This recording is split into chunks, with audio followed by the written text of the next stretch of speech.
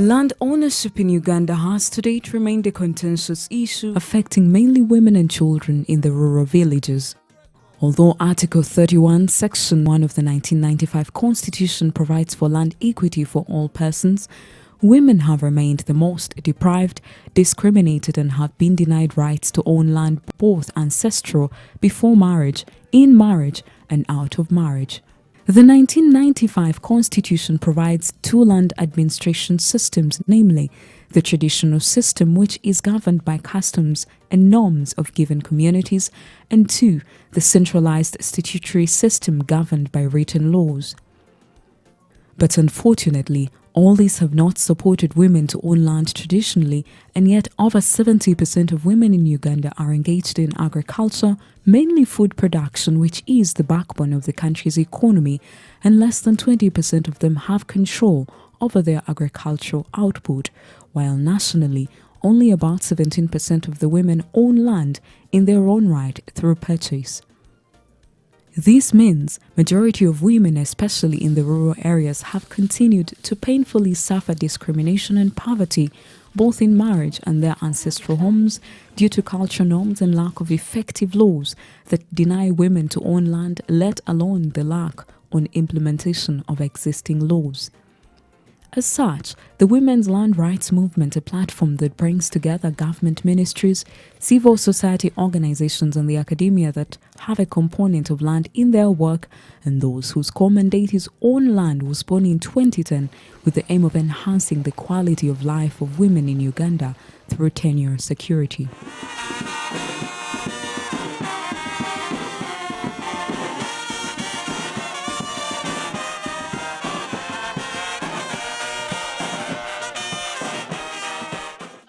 To introduce our moderator. This second Women's Land Rights Conference was held to reflect on the previous minimum demands, allow rural women to interact and share experiences with the elite and urban women, to allow them have a common voice on the land rights issues, and also rejuvenate women's movement on land nationally. The conference was held under the theme, Attaining 30% of Registration of Land Rights for Women by 2025. We are gathering here for one thing: tenure security for women in Uganda. Tenure security for women in Uganda. We have worked so hard in our numerous organizations to ensure that the lives of women regarding land is enhanced. Yes, we have achieved a lot, but not yet the capacity that we need. We have to continuously fight and ensure that women achieve 50-50 registration of land, that is gender equality on women land rights. But we thought that we need a slow move. Let's start with achieving 30% by 2025. A lot of work needs to be done. We need to bring the men on board.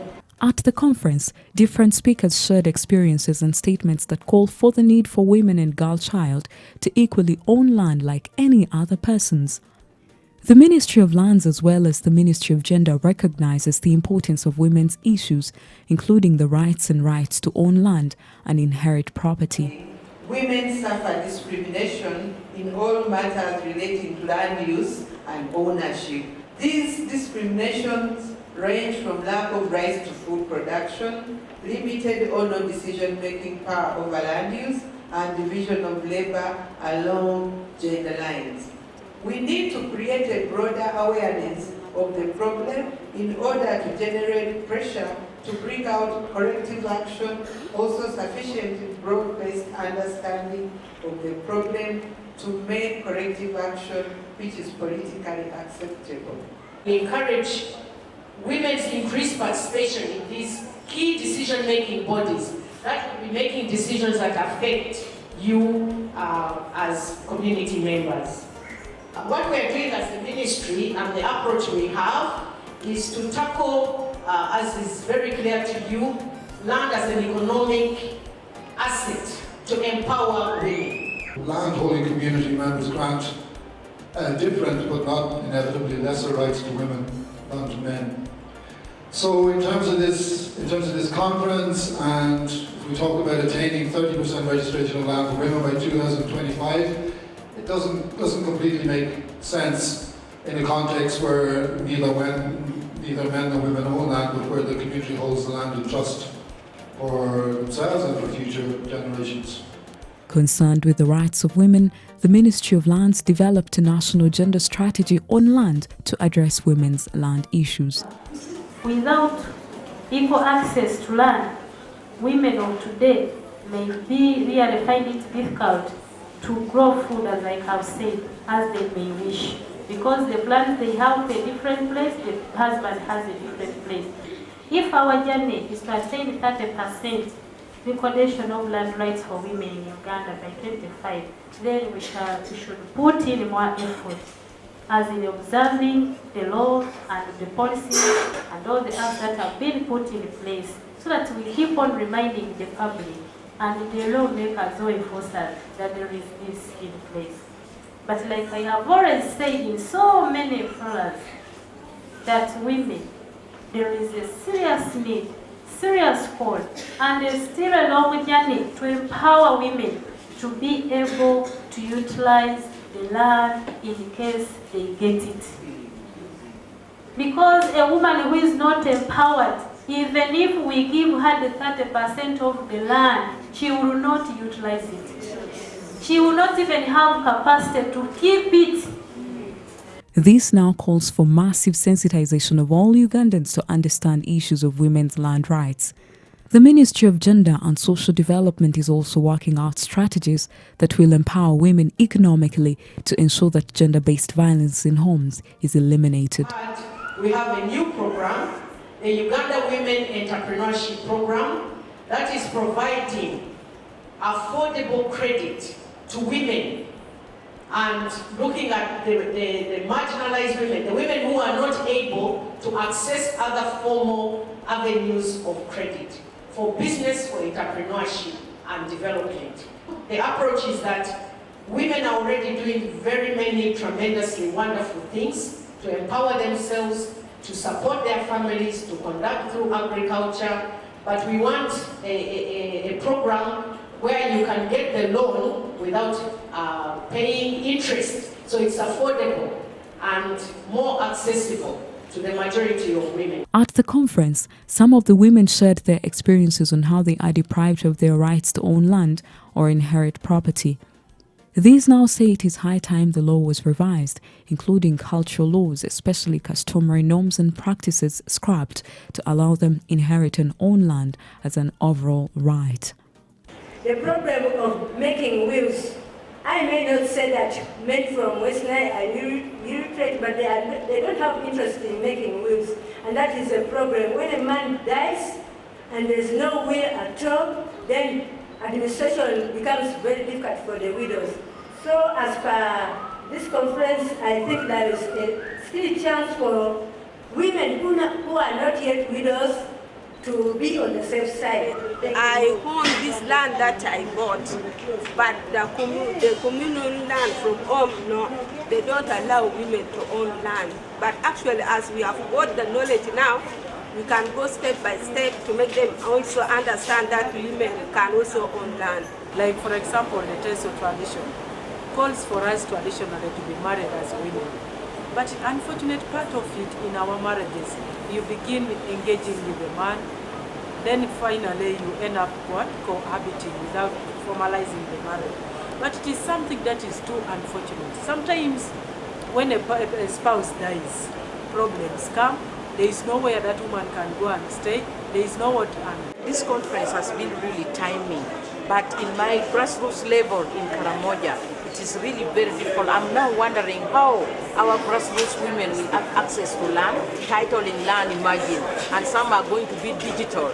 Can you imagine the grassroots women may not know anything, and then we are wondering how this thing will reach the rural grassroots women and they understand. Myself, at least, I'm a bit empowered, but I'm so worried of my rural woman who is in the village, who doesn't know our rights over the land, and then tradition also is really too high there. Actually, owning land in Karamoja is very difficult. They will think that you are a wizard who has gone there as a woman to own land. Maybe now, as they have introduced us the system of women's land, we are going to sensitize our community also to feel that women also are very important for land. This is actually a new starting point for women to be sensitized on land. Otherwise, you know, marriage culture is the one which has taken a lot of power. Men in Karamoja feel that they are a power of everything. Because of the marriage, the culture, they are marrying women with a lot of cows. So they feel that women are part of their property. So for you, a woman to stand that that's land for me, it's very impossible. Although cultures differ with their norms respected, the issue of women owning land or inheriting property as a girl child or a married woman remains a disturbing challenge that cuts across many tribes in the country. The conference aimed at laying strategies to attaining the 30% registered land ownership for women and to ensure their right to land in Uganda is realized. It's not easy. Even we as legislators are suffering. We have this country which is so patriarchal.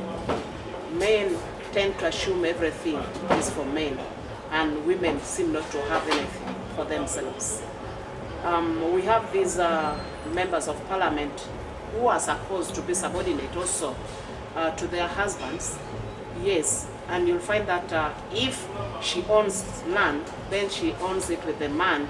Or if she buys land, then she buys it in the name of the husband, or in the names of the brother, or in the names of the uncle, or in the names of the son. It's like the woman also doesn't have confidence in herself, thinking at an appropriate time she owns this land, she has registered it in her own names, she may even live it. But especially for the legislators, they tend to use the politics to think that when you have come to parliament and you own land in your own names, then it's like you're insubordinate, you are not respecting your own husband. But we are saying no, we are not insubordinating them, we are not abusing their rights as men, but also as the law provides that land belongs to the people, the woman is also people. It is also an eye-opener that people are suffering out there in silence. People only even need a platform and an opportunity to voice their issues out. And I do believe this was the platform because it was speaking to the root causes of the problems we are trying to deal with. So the job is enormous and the actions are required from each and everybody of us. Customary laws, especially cultural norms, have for a long time deprived women from exercising their rights to own land, which leaves them discriminated and treated as possessions, especially in marriage, where they are only discarded after use. As women, know that you can own property jointly with your husband. Things have changed. I give for you an example of that case. It's called Julius Ravinumi vs. Hope by Himsong. That case was, it came from High Court. It went to the Court of Appeal and also reached the Supreme Court.